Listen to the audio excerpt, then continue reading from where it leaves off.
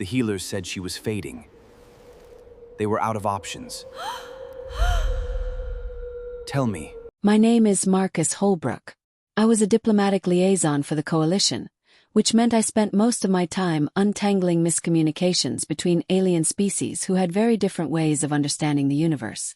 This assignment was supposed to be simple, a cultural exchange, a token gesture of goodwill between humans and the Elysian Collective. It became something else entirely the moment I arrived. Queen Meridiathex met me in the Crystal Palace's main hall. She was beautiful in the way that apex predators are beautiful, sharp, elegant, and radiating controlled power. But her eyes were wrong. They were afraid. "Thank you for coming," she said in perfect English. "We understand humans sometimes. Understand things others do not." "I'm happy to help," I said. "What's the situation?" She didn't answer directly. Instead, she walked me through the palace, through halls of luminescent crystal, past hooded courtiers who watched our passage with unreadable expressions, until we reached a sealed chamber. Inside was a small girl. She was maybe 8 or 9 years old, pale lilac skin, delicate pointed ears, wearing an ornate dress that probably cost more than a small ship. She was also completely still. Not sleeping. Not catatonic. Just absent. Like something inside her had simply stopped. "This is Princess Lyrisvex," the queen said. "My daughter. What happened to her?" asked. "We don't know," Meridiathex said. 3 weeks ago she stopped speaking, stopped eating. The healers have found no disease, no injury, no biological reason for this decline. She's simply retreating. Has she been traumatized? An accident, an attack? Nothing like that, the queen said. Her life has been perfect. Everything a princess could want. I studied the girl. She wasn't looking at me. She was looking at something I couldn't see, somewhere far away inside her own mind. "Has anyone asked her what she wants?" said. The queen went very still. "What do you mean?" she asked carefully. "I mean, what does she like? What makes her happy? What does she want to do when she grows up? Has anyone asked?" Meridiathex stared at me for a long moment. Then she turned away. "That is not how things are done here," she said quietly. "The princess's life is planned. Her future is decided. Asking her what she wants would be inappropriate." "Why?" asked. She didn't answer. Over the next 3 days, I learned the structure of Elysian society. Everything was predetermined. Class, career, purpose. All decided at birth based on genetic markers and bloodline. The princess had been born into a specific role. Heir to the throne, symbol of the collective, political asset in future alliances.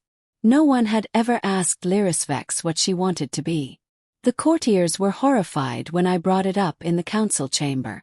"Such questions are meaningless," one said. "Purpose is assigned by the collective consciousness. Individual desire is irrelevant."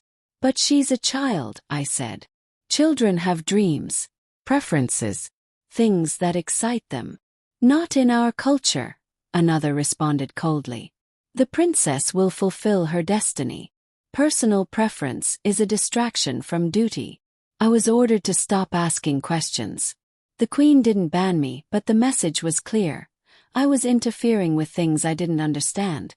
So I went back to Lyrisvex's chamber at midnight, when no one was watching. She was still staring at nothing. But when I sat down beside her, something flickered in her eyes. "I'm going to tell you something," I said quietly. "On my world, we believe that people should get to choose their own paths. We believe that what you want matters. That you matter. Not because of your title, but because you're you." Her eyes moved. "Heard me. So I'm going to ask you a question," I continued. "And no one will know you answered. No one will hold it against you. I promise." She didn't respond. "What do you like?" asked. "Not what you're supposed to like. What do you like?" Lyrisvex's mouth opened. It took her a full minute to form the words. Her voice was barely a whisper. "I like the way starlight looks when it reflects off ice," she said. "I like stories about humans. I like drawing things. I like. She stopped like she was waiting for permission to continue. Keep going, I said. I like imagining what it would feel like to choose something for myself. I brought her drawing supplies the next day. She filled 3 pages with sketches of stars, ice formations, and a creature I didn't recognize. What's this? I asked, pointing to the strange animal. A human, she said quietly. From the stories. I wanted to see if I could draw how I imagined you. The council summoned me the following morning. Meridiathex looked shaken. Lyrisvex ate this morning, she said. For the first time in 3 weeks. She asked for art supplies. She's speaking again. That's good, I said carefully. Why did you ask her what she likes? The queen said. It wasn't accusatory. It was genuine confusion, like she didn't understand how that question connected to her daughter's recovery. Because, I said, she was dying. Not from disease or injury. She was dying because she didn't feel like a person. She felt like a role. Like a destiny that wasn't hers. Humans survive on the belief that our choices matter. That we matter as individuals, not just as functions. Meridiathex was quiet for a very long time. We've built our entire civilization on the idea that individual desire is irrelevant, she said finally. That the collective consciousness supersedes personal preference. Look at your daughter, I said. And tell me if that's actually working.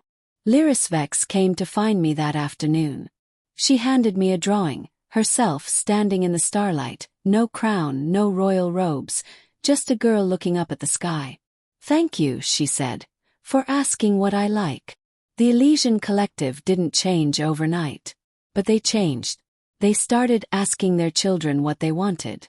They started valuing individual preference. They started understanding that a civilization built on forced obedience is a civilization of slowly dying souls.